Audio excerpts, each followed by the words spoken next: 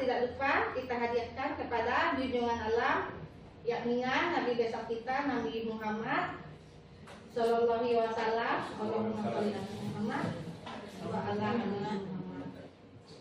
Yang sama-sama kita hormati Bapak Ibu yang telah menyempatkan untuk hadir di presentasi diseminasi budaya positif guru penggerak angkatan 11 ini. Baik Bapak Ibu, di sini saya akan menyampaikan diseminasi budaya positif. Sebelum kita masuk materinya, kita SDK dulu ya Bapak Ibu. Ya. Nah Bapak Ibu, sebelum kita mulai kita SDK dulu. Dimohon Bapak Ibu untuk berdiri.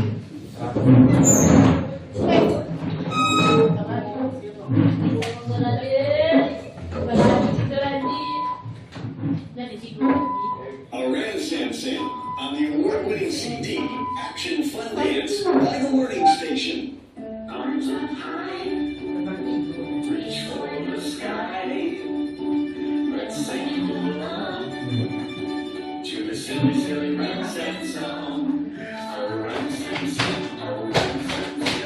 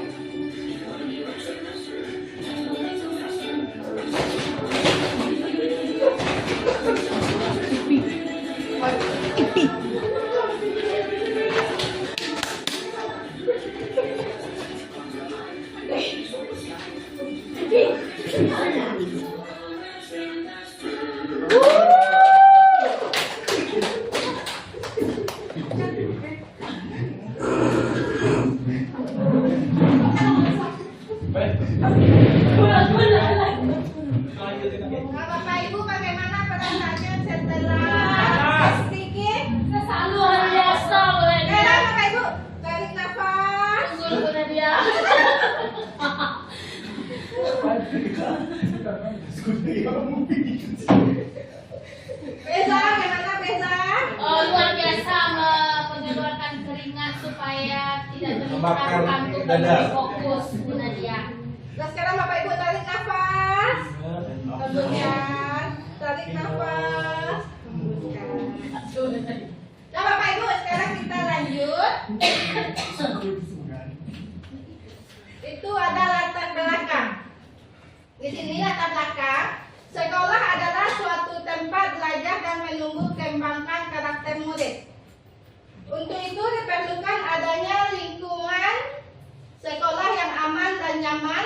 yang memberikan keleluasaan kepada semua warga sekolah untuk mengekspresikan diri.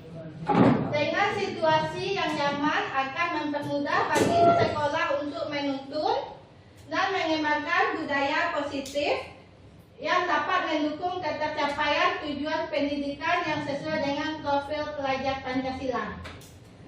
Di sini, seperti kita di sekolah ini untuk menumbuhkan kembang karakter murid. Kita sebagai guru tidak hanya mendidik siswa kita, tetapi juga membentuk karakternya. Di sini ada kesepakatan forum diseminasi. Yang pertama ada berpartisipasi aktif selama kegiatan berlangsung. Yang kedua, saling menghargai pendapat sesama peserta. Yang ketiga, HP silent selama kegiatan berlangsung. Apakah Bapak Ibu ada yang ingin menambahkan kesepakatan kita? Pas Bu. Pas. Kalau gitu kita lanjut ke. Di sini ada pertanyaan tematik ya Bapak Ibu. Ada di sini 3 pertanyaan. Di sini kita menjawabnya dengan setuju dan tidak setuju. Pertanyaan yang pertama itu, hukuman dapat mendisiplinkan anak. Setuju apa setuju Bapak dan Ibu? Tidak setuju. Tidak setuju. Kenapa tidak setuju Bapak Ibu? Karena memberikan hukuman itu bisa membuat karakter anak itu menjadi goyah. Contohnya dengan kurang percaya dirinya anak untuk kedepannya. Terima kasih Pak Lenal. Apa ada yang mau menambahkan pendapat dari Bapak Lenal? Ya Pak Bayu? Justru dengan adanya hukuman mungkin anak lebih muncul rasa dongkol, rasa memberontaknya akan lebih meningkat lagi Bu Nadia. Terima kasih Pak Bayu. Ya kalau kita memberikan hukuman terhadap mendisiplinkan anak itu anak itu akan dongkol, akan dendam kepada kita. Yang kedua, pemberian hukuman dengan hal positif seperti membaca atau membersihkan halaman sekolah dapat meningkatkan disiplin anak. Setuju apa tidak setuju? Setuju. Setuju. Kenapa Bu Nabila? Nah, mungkin dengan kalau memberikan hal-hal positif itu bukan dalam bentuk hukuman ya Bu Nadia. Kalau seandainya diberikan hal positif mungkin itu akan lebih mudah diterima oleh anak, sehingga yang dikatakan Pak Bayu sebelumnya yang bentuk perlawanan dari anak itu tidak akan ada lagi Bu Nadia. Terima kasih Bu Nabila. Selanjutnya ketiga, memberikan penghargaan dapat meningkatkan motivasi belajar anak. Tidak setuju. Tidak setuju. Kenapa Bapak Ibu tidak setuju? Karena Pak Bayu, silakan Pak Bayu. Mungkin kalau menurut saya di awal mungkin akan meningkatkan motivasi belajar anak. Hanya saja jika terus-menerus diberikan penghargaan, mungkin anak akan lebih dia akan berbuat sesuatu itu hanya karena penghargaan saja. Kalau tidak ada penghargaan, anak tidak akan disiplin lagi. Terima kasih Pak Bayu. Dari pendapat Pak Bayu itu, kalau anak sering mendapatkan penghargaan, dia nanti tidak akan disiplin lagi. Di sini ada konsep utama modul budaya positif. Yang pertama ada itu perubahan paradigma. Yang kedua, disiplin positif dan nilai kebajikan. Yang ketiga ada kebutuhan dasar manusia. Yang keempat ada keyakinan kelas. Yang kelima, posisi kontrol. Yang keenam, segi 3 restitusi. Di sini kita akan membahas satu persatu tentang budaya positif. Yang pertama itu dia ada perubahan paradigma.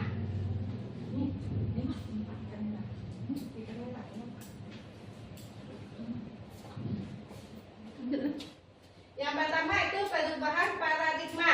Di sini pembelajaran dengan paradigma baru dirancang berdasarkan prinsip pembelajaran terdiferensiasi sehingga setiap siswa belajar sesuai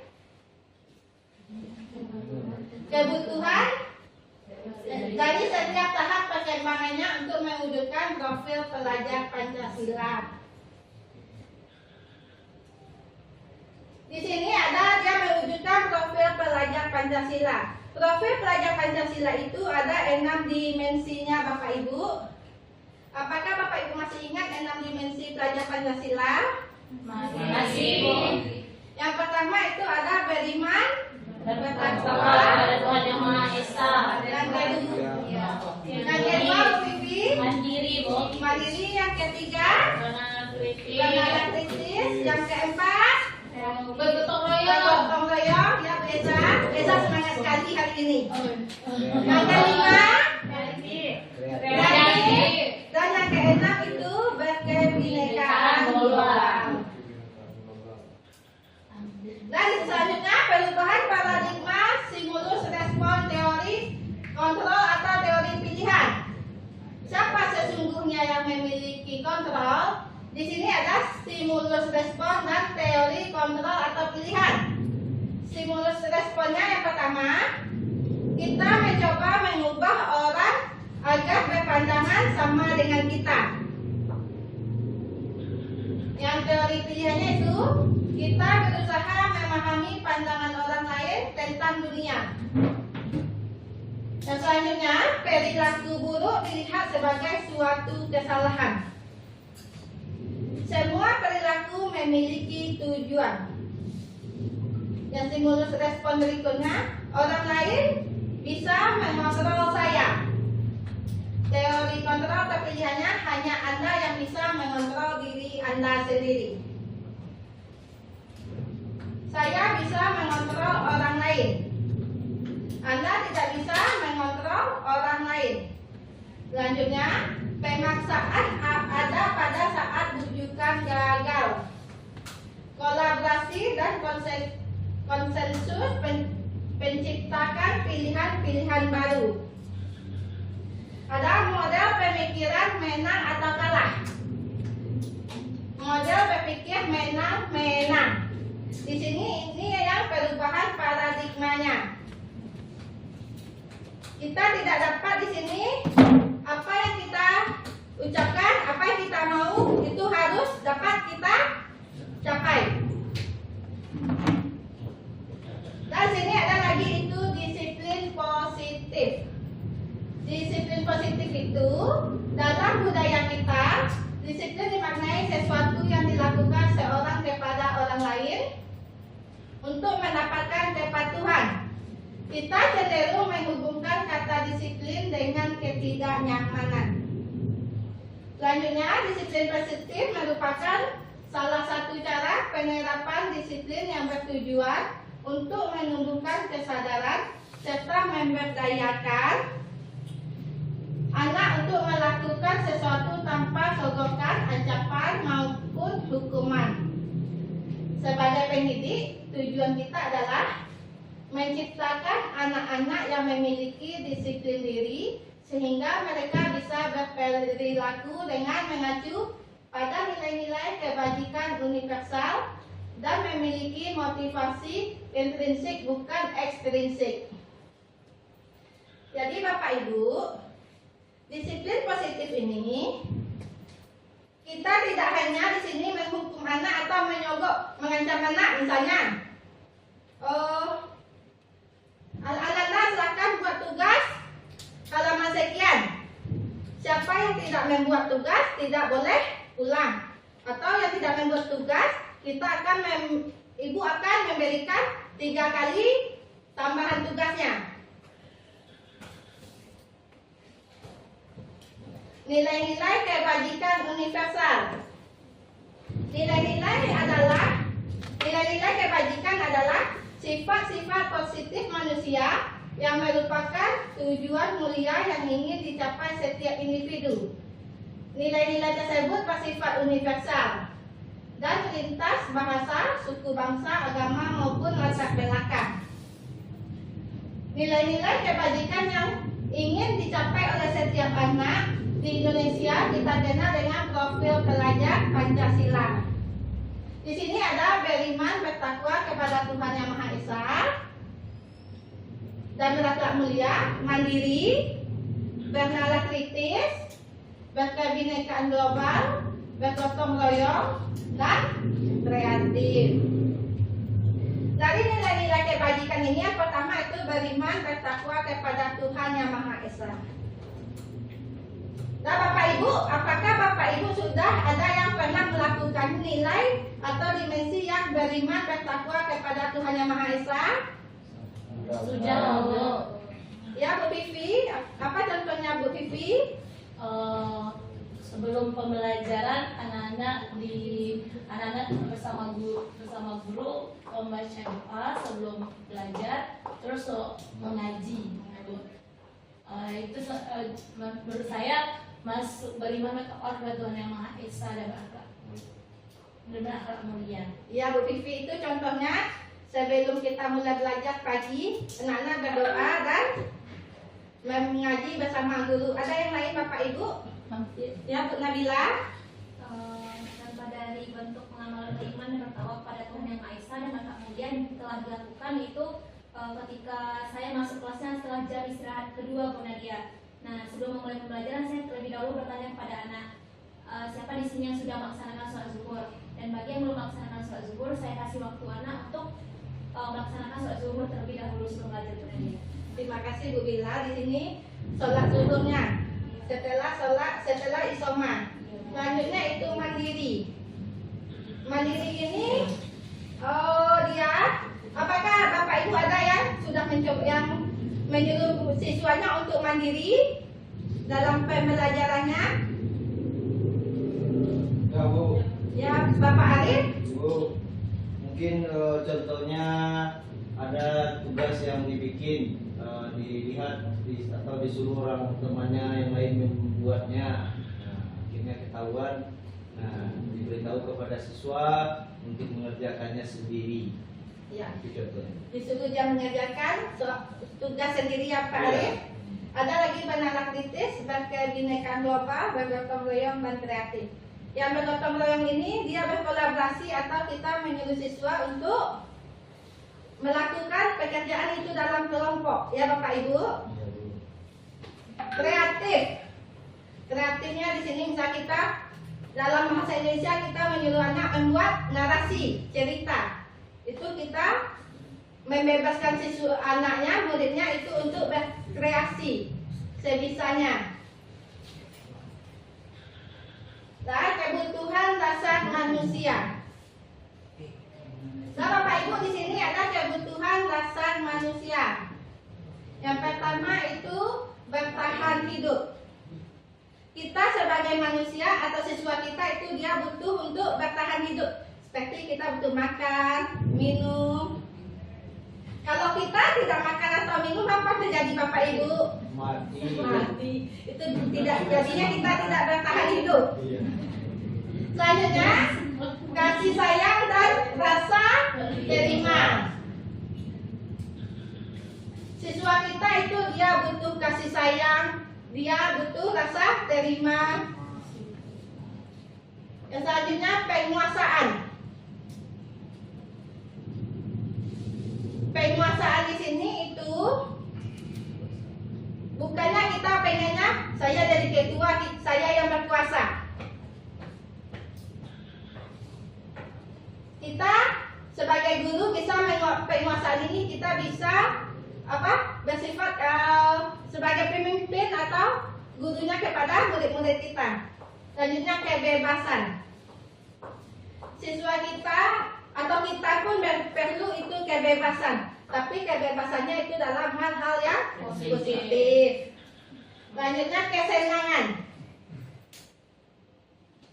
Apakah Bapak Ibu butuh kesenangan? Butuh. Contohnya apa Bu Yani? Misalnya dalam melakukan pembelajaran di kelas, tentu tidak hanya murid saja yang senang belajar dengan kita. Saya juga harus merasakan senang berada di dalam kelas.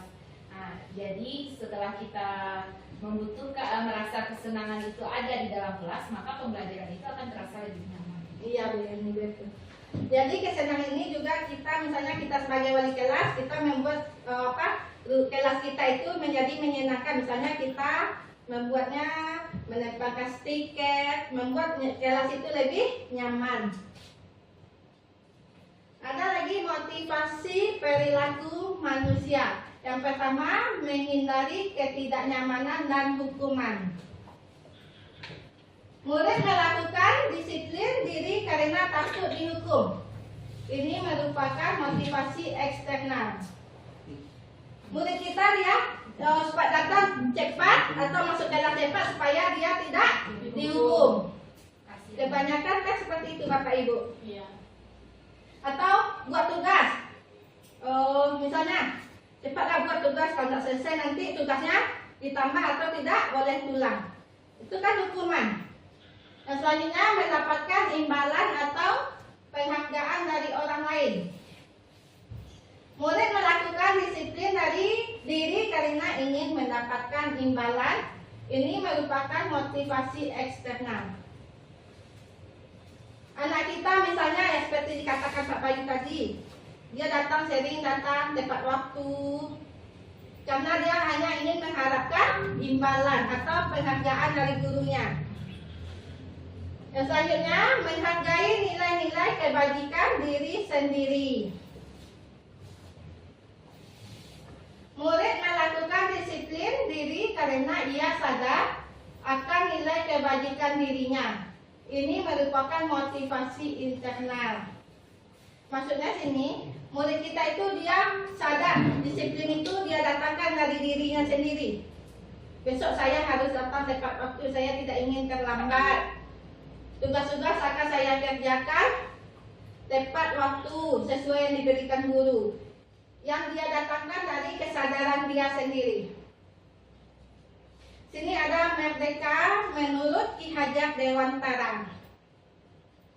Siapa Bapak Ki Hajar Dewantara itu Bapak Ibu? Bapak pendidikan. Ya, Bapak pendidikan kita. Ya, di sini menurut Ki Hajar Dewantara, merdeka itu artinya tidak hanya terlepas dari perintah, akan tetapi juga cakap buat memerintah diri sendiri. Misalnya kita cakap membuat memerintah diri sendiri. Misal, besok saya tidak boleh datang terlambat. Besok saya harus sholat tepat waktu.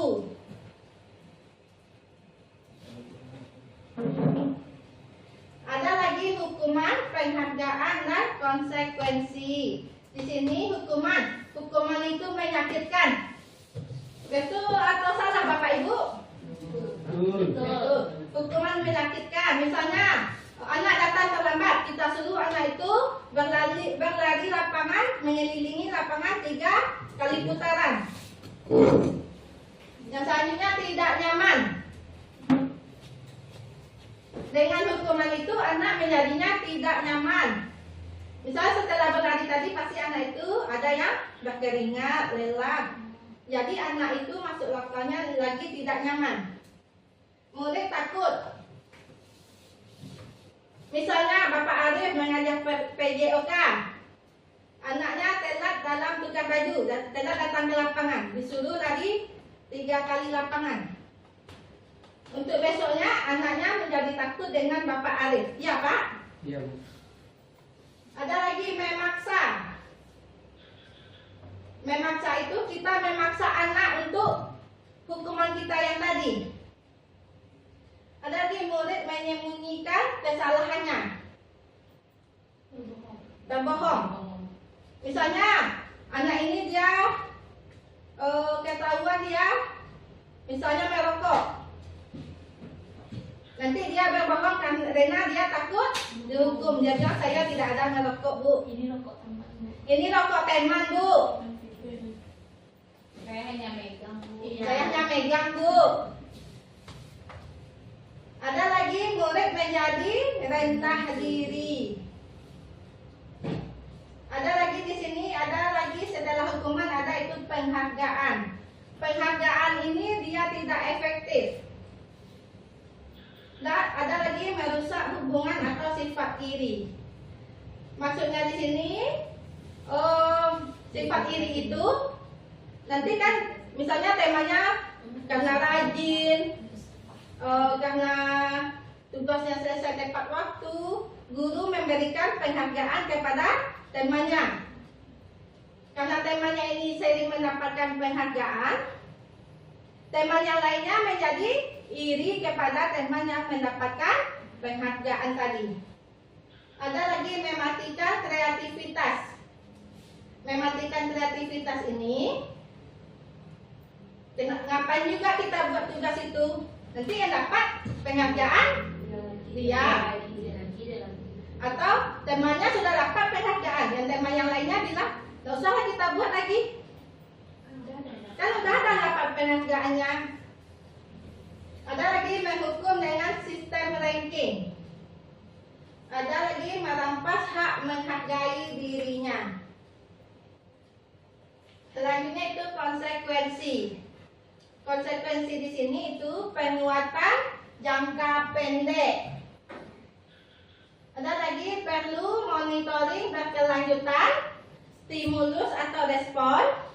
Ada lagi murid menghormati peraturan. Kehilangan waktu untuk merenungi kesalahan. Dan Bapak Ibu, di sini ada pertanyaan. 7 pertanyaan. Tindakan dulu dan hukuman konsekuensinya. Baik Bapak Ibu, pertanyaan pertama ini mencatat 100 kali dalam buku kalimat. Saya tidak akan terlambat lagi karena terlambat ke sekolah. Itu hukuman apa konsekuensi Bapak Ibu? Hukuman. Selanjutnya, lari mengelilingi lapangan basket 2 kali karena terlambat hadir di sekolah. Hukuman. Berdiri di depan kelas sambil mengangkat kaki 1 karena tidak bisa menjawab pertanyaan. Hukuman. Yang keempat, menggantikan kertas tugas teman yang telah dicoret-coret. Konsekuensi yang selanjutnya, membersihkan tumpahan air di meja tulis karena tersenggol pada saat belajar. Selanjutnya, murid diminta bertelanjang kaki sepanjang hari karena tidak menggunakan sepatu warna hitam sesuai peraturan sekolah. Hukuman. Lalu lari mengelilingi lapangan basket 2 kali karena terlambat 10 menit untuk pelajaran PJOK. Konsekuensi. Ya Bapak Ibu, kita lihat dulu jawabannya. Nah, jawaban tadi semuanya betul. Yang pertama itu hukuman.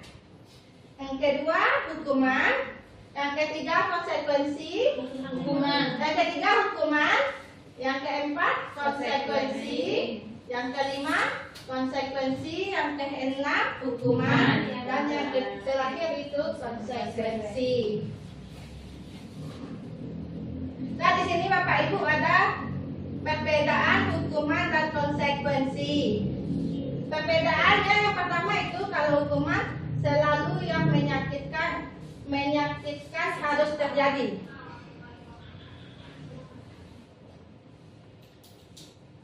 Misalnya hukumannya sesuatu yang menyakitkan harus terjadi. Kita misalnya menyuruh siswa itu untuk berdiri di terlambat upacara, kita suruh dia berdiri di upacara sendiri, berdiri di lapangan itu setengah jam misalnya. Itu kan menyakitkan bagi siswanya. Selanjutnya konsekuensi itu sesuatu harus terjadi. Sesuatu harus terjadi itu seperti yang tadi Bapak Ibu, misalnya teman itu mencoret-coret kertas tugas temannya. Ada lagi hukuman yang kedua itu membuat anak sakit fisik maupun hati untuk jangka waktu lama.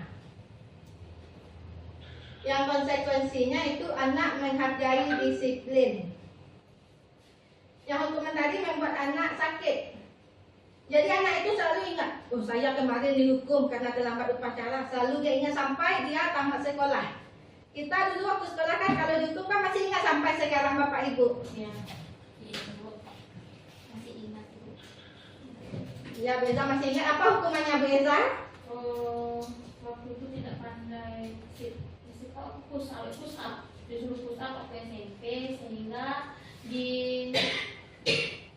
double-kan push up-nya oleh bapak yang mengajar sehingga double. Sementara orang nggak pandai push up loh itu.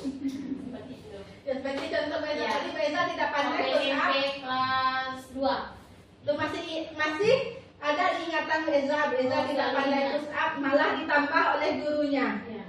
Jadi membekas ya Beza. Ya betul. Yang selanjutnya itu anak membenci kedisiplinan. Jadi hukuman itu anak membenci kedisiplinan. Sering anak itu membilang disiplin itu untuk dilanggar. Anak-anak kita juga ada yang bilang itu kan disiplin. Nah, disiplin itu untuk dilanggar, Bu, jawab anak.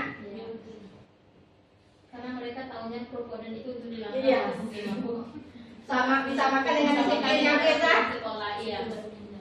Yang konsekuensi itu anak menghargai disiplin. Yang selanjutnya itu paksaan. Yang paksaan itu seperti yang Bu Esa bilang tadi, tidak bisa push up, malah dipaksa ditambah lagi, itu paksaan. Apa? Iya, dulu SMP kenapa? Iya. Kena paksa waktu SMP push up. Selanjutnya stimulus atau tanggapan.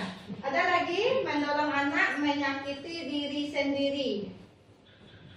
Di sini mendorong anak untuk menyakiti diri sendiri itu contohnya bagaimana Pak Arif? Ibu? Yang mendorong anak menyakiti diri sendiri. Contohnya seperti ini Bu, anak itu contohnya telat pergi datang ke sekolah, kemudian dia memakai sepatu yang melanggar dengan aturan, kemudian kita sebagai seorang guru menyuruh membuka sepatu sehingga dia seharian dia nggak pakai sepatu, dia berarti dia sudah termasuk mungkin untuk menyakiti dirinya sendiri karena nggak pakai sepatu itu nggak enak, bagian malu tuh. Iya. Mungkin itu Merasa malu dia ya Pak. Sakit hatinya. Sakit hatinya. Nanti dia dendam kepada kita lagi. Iya. Lanjut itu konsep diri yang buruk. Seperti yang tadi dia tidak pakai sepatu, nanti teman-temannya itu dia membilang dia itu sudah buruk di mata teman-temannya, sudah jelek di mata teman-temannya. Lagi anak belajar untuk menyembunyikan kesalahan. Seperti yang tadi, dia merokok sudah di kedapatan dia bilang rokok teman hanya memegang. Lagi marah, rasa bersalah, dipermalukan, merasa tak dihargai. Yang konsekuensinya itu konsep diri yang baik, anak belajar untuk mematuhi peraturan, kehilangan hak, dibuat tidak nyaman, diasingkan untuk sementara. Jadi itu perbedaan dari hukuman dan konsekuensi. Di sini ada lagi keyakinan kelas. Bapak Ibu sudah ada yang membuat keyakinan kelas dengan siswanya? Sudah. Contoh keyakinan kelasnya apa tuh Bu Gautri? Contohnya seperti datang tepat waktu, Datang tepat waktu, kemudian menjaga kebersihan kelas, menjaga kebersihan kelas, saling menghormati. saling menghormati. Ya itu dia kita membuat pada awal semester dulu ya Bapak Ibu kita membuat keyakinan kelas bersama siswa kita, itu guru mata pelajaran dan wali kelas.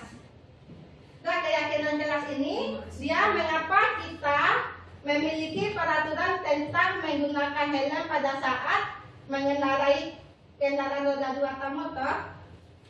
Demi keselamatan Bu, demi keselamatan Bu. Demi keselamatan kita di jalan Berlalu lintas. berlalu lintas. Yang kedua, mengapa kita memiliki peraturan penggunaan masker dan mencuci tangan setiap saat? Untuk menjaga kesehatan. Untuk menjaga kesehatan Pola hidup sehat. dan pola hidup sehat. Nilai-nilai keselamatan atau kesehatan inilah yang kita sebut sebagai suatu keyakinan. Untuk mendukung motivasi intrinsik kembali ke nilai-nilai keyakinan lebih menggerakkan seseorang dibandingkan mengikuti serangkaian peraturan-peraturan. Nah, di sini ada pembentukan keyakinan kelas. Yang pertama itu keyakinan kelas bersifat lebih abstrak daripada peraturan yang lebih rinci dan lebih konkret. Yang kedua, keyakinan kelas berupa pernyataan-pernyataan universal. Yang ketiga, pernyataan keyakinan kelas senantiasa dibuat dalam bentuk positif. Misalnya di sini Bapak Ibu yang dibuat dalam bentuk positif. Misalnya kita dalam belajar buat keyakinan kelasnya itu tidak boleh menggunakan handphone saat belajar. Yang kata tidak boleh itu dia itu terdapat itunya kayak dalam bentuk keyakinan kelasnya itu negatif. Sebaiknya itu kita ganti yang dalam bentuk positifnya. Misalnya seperti anak ibu boleh menggunakan handphone saat belajar setelah disuruh oleh guru. Itu yang kita buat dalam bentuk positif. Selanjutnya, keyakinan kelas hendaknya tidak terlalu banyak sehingga mudah diingat dan dipahami oleh semua warga kelas. Selanjutnya, keyakinan kelas sebaiknya sesuatu yang dapat diterapkan di lingkungan tersebut. Yang keyakinan kelas yang kita buat itu dapat kita terapkan di kelas kita. Semua warga kelas hendaknya ikut berkontribusi dalam pembuatan keyakinan kelas lewat kegiatan curah pendapat. Sini kita meminta anak kita membuat keyakinan kelasnya. Semua anak kita suruh dia membuat keyakinan kelas. Nanti kan dari setiap anak itu ada yang beberapa ya keyakinan kelasnya yang sama.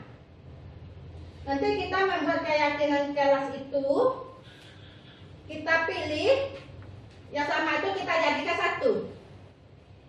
Setelah itu kita bersedia meninjau kembali keyakinan kelas dari waktu ke waktu. Bagaimana anak itu keyakinan kelasnya? Apakah masih dijalankannya atau sudah ditinggalkan? Nanti kita menempelkan keyakinan kelas di kelas.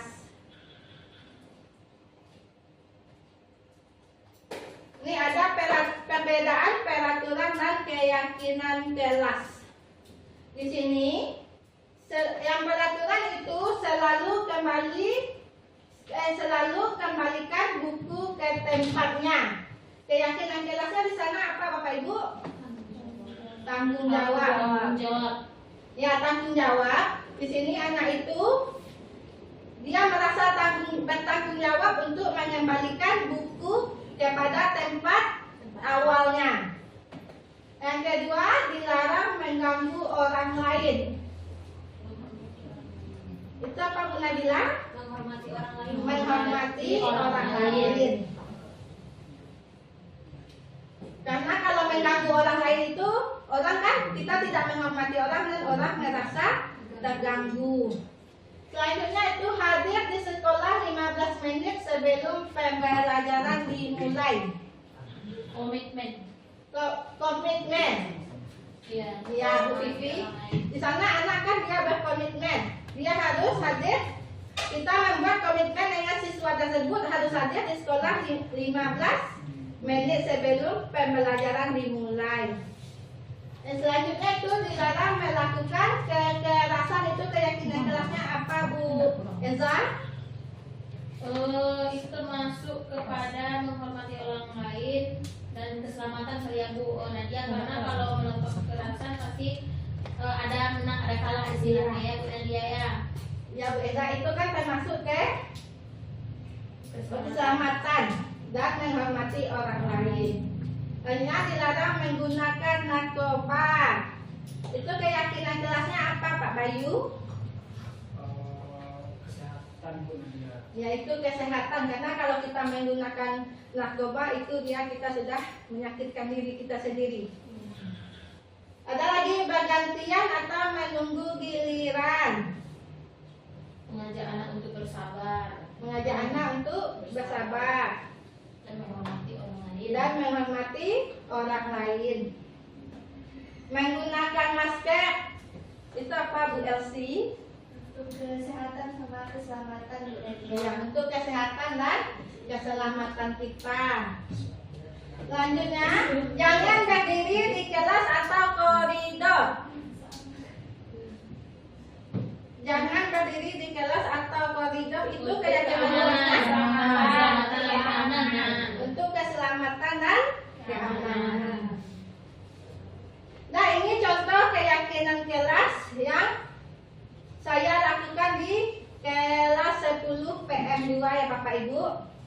Contohnya sini datang ke kelas tepat waktu, angkat tangan sebelum berbicara, menjaga kebersihan lingkungan, saling menghormati, dan budayakan 5S, senyum, sapa, salam, sopan, dan santun. Ini contoh keyakinan kelas yang saya buat di kelas. Nah, di sini ada lagi 5 posisi kontrol guru. Yang pertama itu ada penghukum. Yang kedua ada Membuat orang merasa salah. Yang ketiga sebagai teman, sebagai teman. Yang keempat sebagai pemantau dan sebagai manajer. dan sebagai manajer. Yang sebagai penghukum ini ada contohnya menghakimi atau menunjuk-nunjuk, menyakiti, menyindir.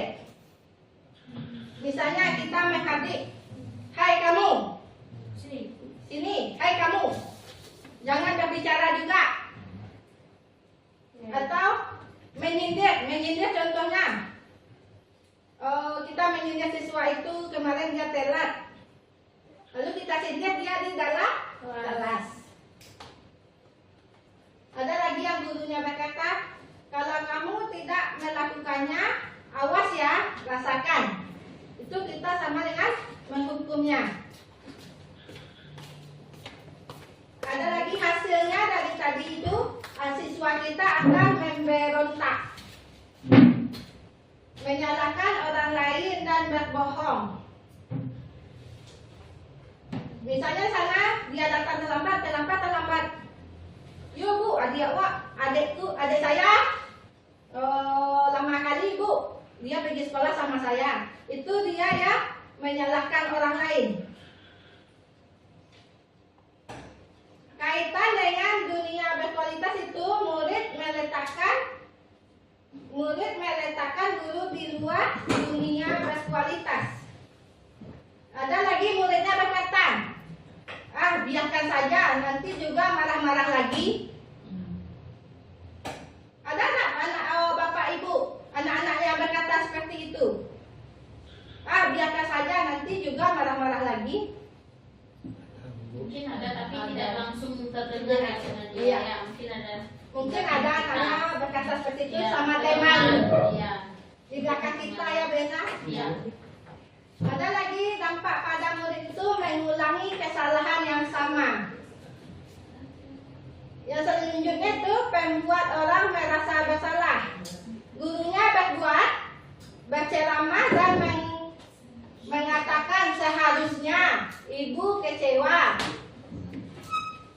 Gurunya berkata, kamu sudah tahu ibu lelah sekali. Mengatakan ibu stres. Hasilnya nanti menyembunyikan, menyangkal dan berbohong. Muridnya berkata, maafkan saya.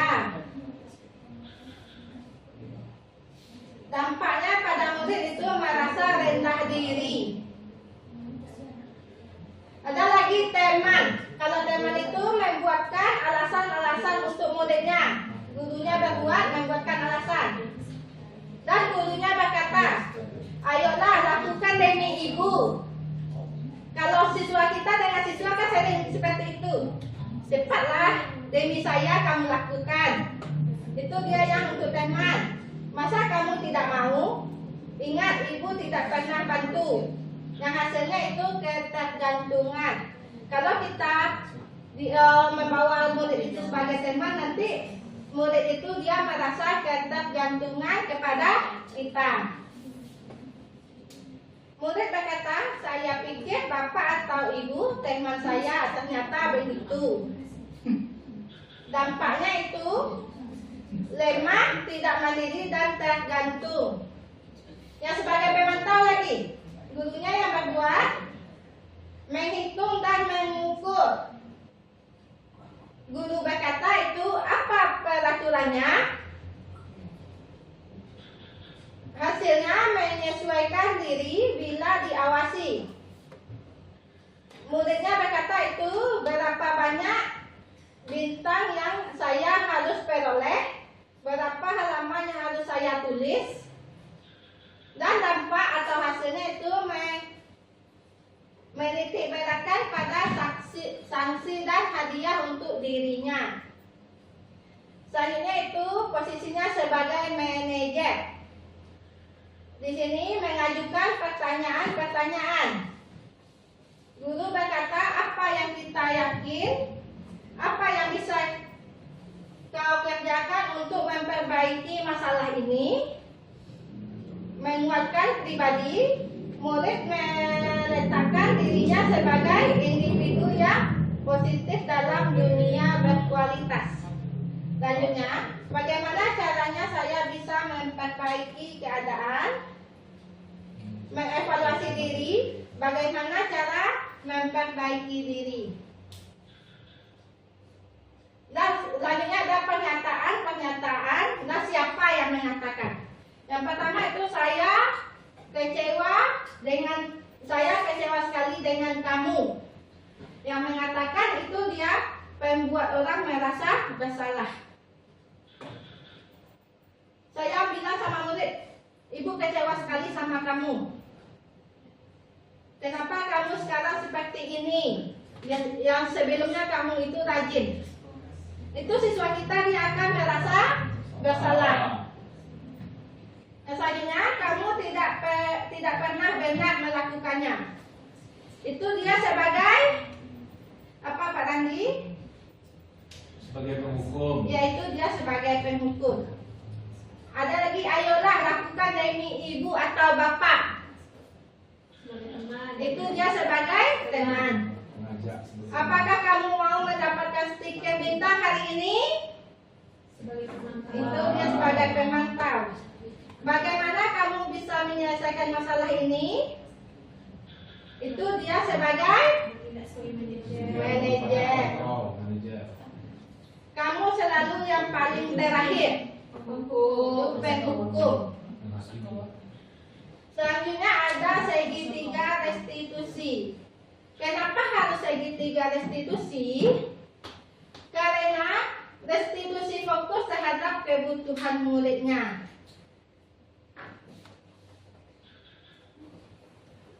Di segitiga restitusi itu dia ada yang pertama itu menstabilkan identitas. Menstabilkan identitas itu untuk membuat anak yang merasa gagal karena berbuat salah menjadi positif terhadap dirinya. Misalnya di sini kita berkata kepada anaknya, berbuat salah itu hal yang manusiawi. Tahu tidak ada manusia yang sempurna. Bapak atau ibu juga buat salah. Kita pasti bisa menyelesaikan permasalahan ini. Bapak atau ibu tidak tertarik untuk mencari tahu siapa yang benar, siapa yang salah. Bapak atau ibu lebih tertarik untuk menyelesaikan masalah. Selanjutnya, kalau kamu menyalahkan dirimu sendiri terus menerus, apakah kamu bersikap baik pada dirimu sendiri? Nah, misalnya anak kita terlambat. Bu, saya terlambat, Bu. Kita akan bertanya, kenapa kamu terlambat? Apa masalahnya? Jadi di sana kita selalu berbuat salah itu. Anak ibu tahu kan kalau kita terlambat itu kita berbuat salah. Jadi berbuat salah itu manusiawi. Atau tidak ada manusia yang sempurna, nak. Itu yang menstabilkan identitasnya. Kita membangun identitas sesuatu yang positif terhadap dirinya. Yang selanjutnya itu yang segitiga restitusi selanjutnya itu validasi kebutuhan. Validasi kebutuhan itu membantu murid mengenali basic need atau kebutuhan dasar yang ingin dipenuhinya ketika melakukan kesalahan itu. Itu dia, guru-gurunya itu, guru akan berkata dia, kamu bisa saja melakukan hal yang lebih buruk, tapi kamu tidak melakukannya kan? Selanjutnya, kamu pasti punya alasan mengapa melakukannya. Apa yang penting bagi kamu? Maukah kamu belajar cara lain untuk mendapat yang kamu butuhkan tanpa harus memukul? Apakah kamu bisa melakukan dengan lebih baik besok lagi? Kemarin ada kasus di kelas saya, Bapak Ibu, itu dia siswi yang merokok. Ya Bapak Ibu ya, itu kan kita kalau kita mencari validasi kebutuhannya, saya tanya kenapa kamu merokok? Kan tentu ada alasan-alasannya. Nanti setelah itu ditanya, apakah cuma merokok aja, kan tidak sampai ke yang lainnya yang lebih tinggi tingkatannya seperti narkoba. Itu yang ditanyakan kemarin. Dan saya akan berkata kepada saya juga berkata kemarin itu, kenapa harus Ananda larinya ke rokok? Kenapa tidak cari hal positif yang lainnya? Nah selanjutnya itu menanyakan keyakinan. Anak melihat kesalahannya dihubungkan dengan norma sosial dan nilai-nilai yang mendasari manusia berinteraksi dengan orang lain. Tadi kita kan sudah membuat keyakinan bersama anak-anak, keyakinan kelasnya. Jadi kita tanyakan kepada anak, apakah anak ibu masih ingat keyakinan kelas kita? Di sini, apa ya nilai yang kita percaya di kelas atau di sekolah kita? Keyakinan sekolah kita bagaimana? Anak itu menjawab kita tidak boleh merokok di lingkungan sekolah. Nilai-nilai universal apa yang telah kita sepakati? Kelas yang ideal itu seperti apa? Kamu ingin jadi anak seperti apa? Apa yang kamu rasakan ketika kamu melakukan itu? Kamu menjadi orang seperti apa? Nah ini ada sebuah contoh kasus. Apakah Bu Eza bisa menolong membacakannya, Bu Eza? Baik, kalau kamu baca. Oke, guru matematika dan wali kelas 10 PM2 Ibu Santi sakit sehingga tidak dapat masuk dan mengajar. Akhirnya dicarikan guru pengganti, Ibu Eni. Ibu Eni baru 2 tahun menjadi guru SMK. Beberapa murid perempuan, Vivi dan Natali, mengetahui hal ini dan mulai menggunakan kesempatan dan bersikap seenaknya, tertawa dan tidak mengindahkan kehadiran Ibu Eni. Ibu Eni mencoba menyapa Vivi dan Natali dengan ramah, sambil mengingatkan mereka untuk tetap fokus pada pengerjaan tugas. Ayolah tugasnya dikerjakan, nanti ibu ditegur bapak kepala sekolah kalau kalian tidak kerjakan tugas. Tolong bantu ibu ya. Namun Vivi dan Natali malah jadi tertawa. Ah ibu santai saja bu. Mereka tidak mengerjakan tugas dan malah mengobrol. Keesokan harinya, Ibu Santi memanggil Vivi dan Natali serta menanyakan tentang laporan Ibu Eni. Ibu Santi menanyakan apakah mereka bersedia memperbaiki permasalahan yang ada. Vivi dan Natali sempat ragu-ragu dan membela diri, namun pada akhirnya mengatakan akan meminta maaf. Ibu Santi menanggapi bahwa tindakan itu boleh saja dilakukan bila mereka sungguh-sungguh ingin meminta maaf. Namun Ibu Santi menanyakan kembali apa yang mereka bisa lakukan untuk menggantikan rasa tidak dihormati Ibu Santi. Baik Vivi maupun Natali mengakui bahwa perilaku mereka tidak sesuai dengan keyakinan kelas. Ibu Santi melanjutkan kembali apa yang akan mereka lakukan untuk memperbaiki masalah. Apakah ada gagasan? Nah, terima kasih Bu Eza. Itu contoh kasusnya ya Bapak Ibu. Masih ada sambungannya? Apakah ada gagasan? Setelah berpikir sejenak, Natali dan Vivi mengusulkan bagaimana kalau mereka mengadakan sebuah diskusi kelompok dengan teman-teman sekelasnya. Tema yang mereka pilih adalah penerapan keyakinan kelas, terutama tentang sikap saling menghormati dan bagaimana penerapannya di kehidupan sehari-hari di sekolah. Usulan kedua adalah mengirim email kepada Ibu Eni tentang gagasan mereka tersebut. Mereka pun memberitahu Ibu Eni bahwa mereka telah memberitahu kepala sekolah, Pak Hasan. Bila lain waktu ada ketiadaan guru, maka mereka akan mengusulkan Ibu Eni sebagai guru pengganti. Terima kasih Bu Eza. Dan ini dalam kasus itu langkah-langkah restitusi apa saja yang dijalankan oleh Ibu Santi. Itu yang pertama itu dia menstabilkan identitas. Ibu Santi di sana menanyakan apakah mereka bersedia melakukan memperbaiki masalah yang ada.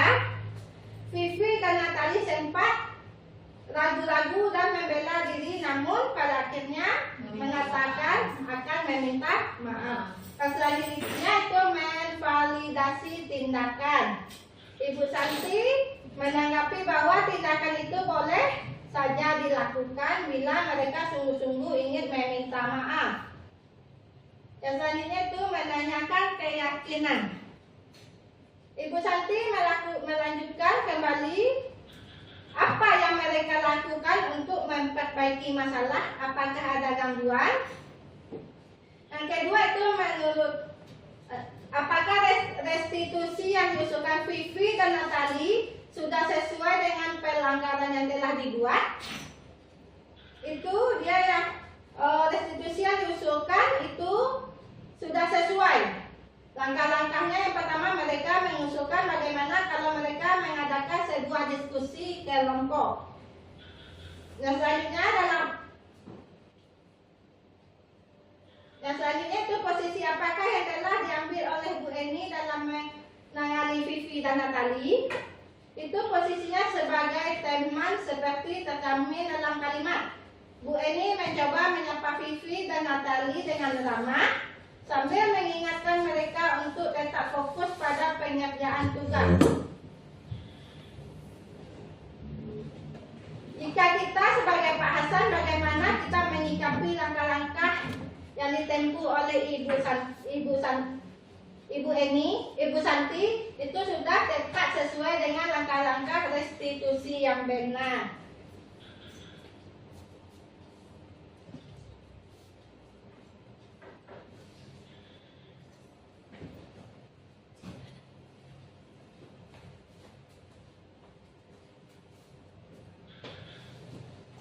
Nah, Bapak Ibu ada di sini.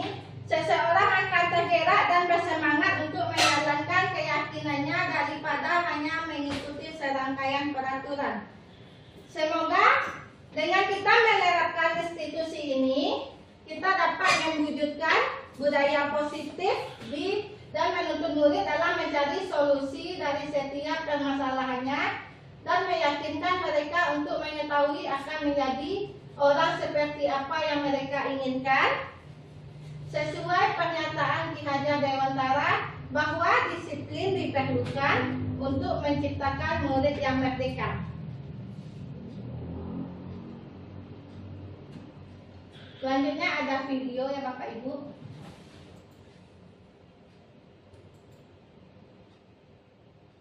Dua, satu.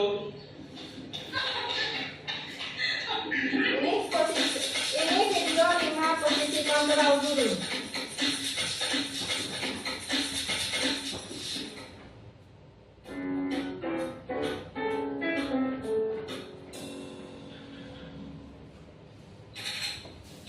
Yang pertama itu sebagai pendukung.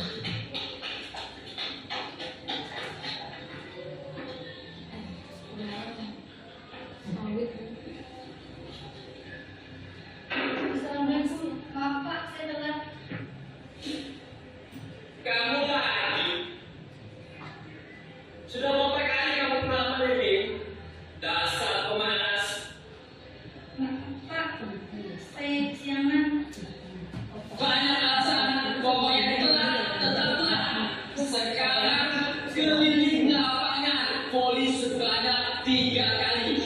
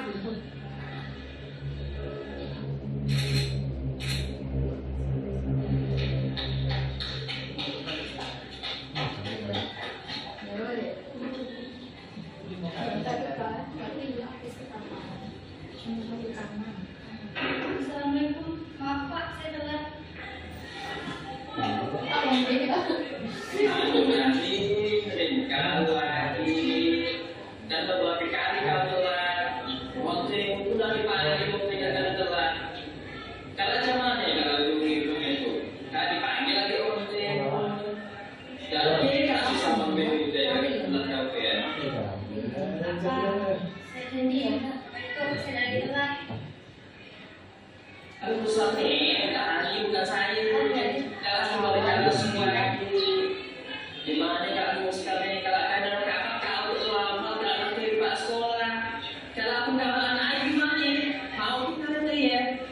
Nggak ada pulang tuh ya. Pak, saya minta maaf Pak, saya janji Pak, saya nggak lagi telat Pak sekolah. Saya pernah nangis saya Pak, saya janji terakhir kali saya telat Pak. Iyalah, saya itu udah bilang satu lagi kalau kemudian kalau mas sakit kenaikan kelas udah naik lah kan mau susah kelas. Aku susah terus lagi kan? Dan saya masuk.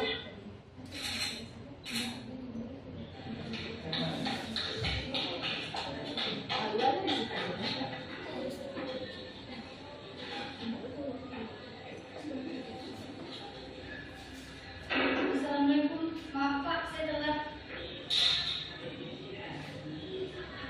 Kau ini, gimana kan telat kok kau teh? Ngapain banget kau tadi semalam deh? Kan telat lagi. Ya sudah Pak, sibuk, tugas negara deh banyak. Tugas negara apa nanti kau tadi kau? Paling kan yang mainan kali kau tuh pinjaman kawan kamu. Tugas negara apa yang penting kan sibuknya kayak kau teh. Sebenarnya tuh satu lagi. Pak, itulah yang terakhir kali. Susuk tuh buat saya, itu terakhir kalinya deh. Janji lah saya terakhir saya itu. Aku deh jadi, tapi pengetahuan tuh gimana ya? Kalau ketahuan lewat jalan semua, karena bukan ke pak sekolah. Gimana kita waktu nanti? Gimana rasanya? Sama apa bingung tuh gimana kan? Nah, gimana caranya coba? Ih, pada bawa sini, makanya perlu gini ya. Apa? Karena bapak kan menjahit, bukan kau ya, bukan kau aja. Kalau kau utama, contohnya masalah bapak karena untuk kau dan sebagainya ubah lagi ke bapak supaya kau mulai lagi bapaknya. Nah itu lagi lah kalau melakukan ini nanti, kita masuk.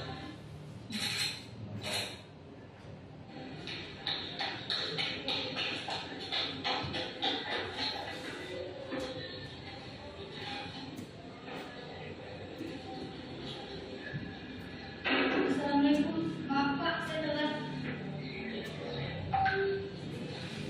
Jadi, telah lagi ini. Coba lihat jam berapa itu. Jam 15 Pak.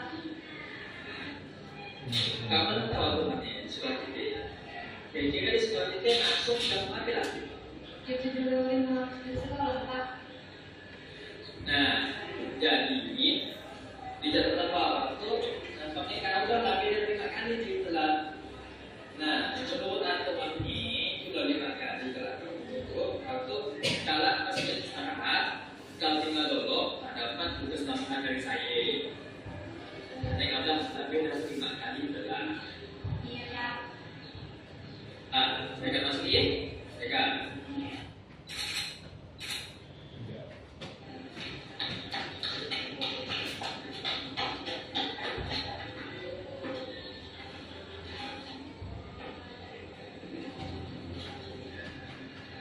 Assalamualaikum, maaf Pak, saya telat.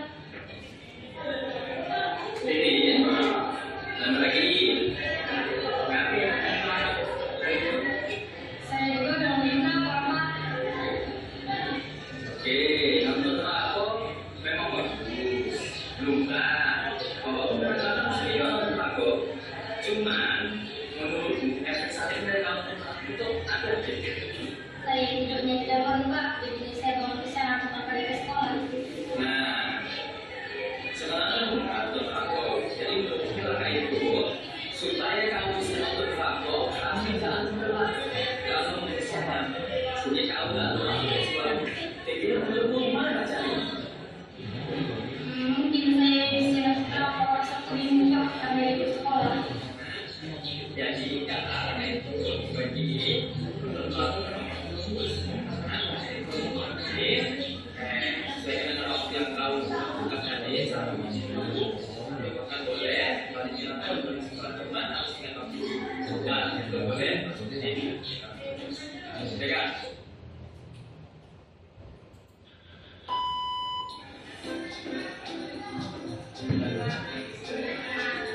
Terima kasih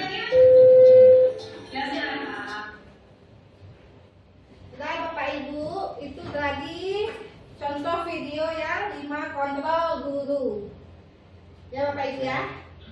Sekian hasil dari presentasi saya. Sekarang saya mau minta refleksi dari Bapak atau Ibu. Bagaimana perasaan Bapak atau Ibu dan makna apa yang Bapak Ibu dapatkan dari presentasi saya tadi? Ya,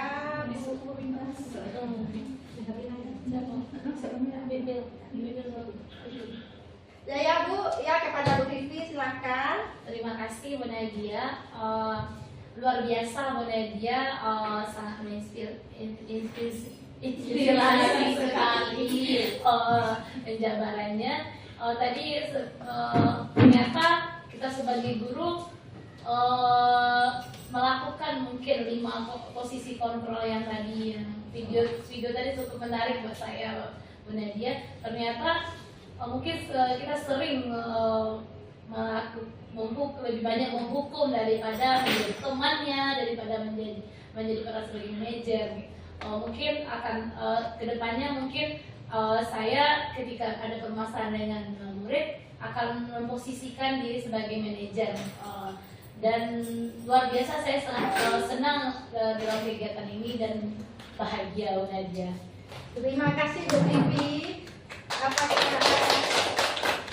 Apakah ada dari Bapak Ibu yang ingin menambahkan? Sudah terwakili. Sudah terwakili. Ya.